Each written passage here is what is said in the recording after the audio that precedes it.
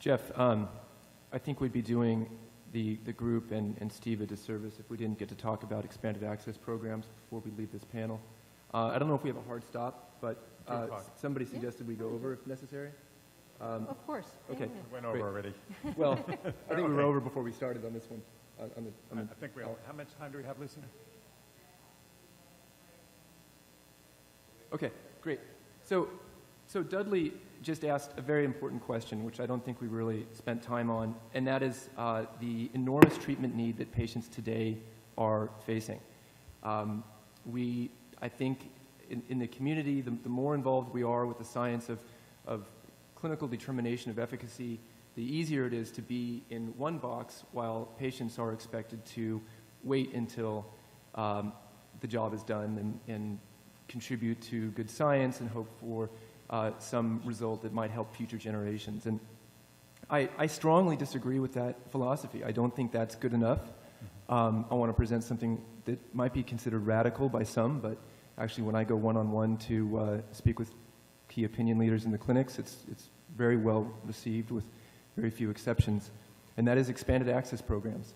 These are, in addition to accelerated approval and early provisional approval, the only means of accessing pre-approval investigational compounds as potentially effective treatment outside of being in a clinical trial, which, as we know, translates to potentially effective or at least participation in the investigational treatment process for those patients who don't qualify for the traditional enrollment criteria.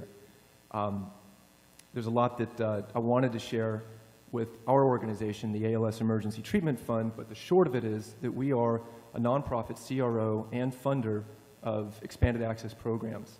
These are for drugs that meet the criteria listed in FDA Code of Federal Regulations for immediately life-threatening diseases.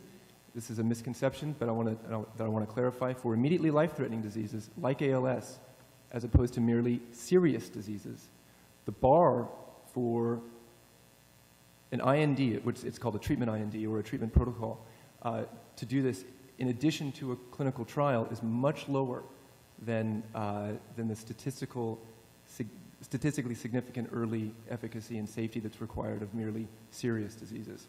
So this can be done as early as a phase 2 drug, coming out of phase 2 with early suggestion of efficacy and safety.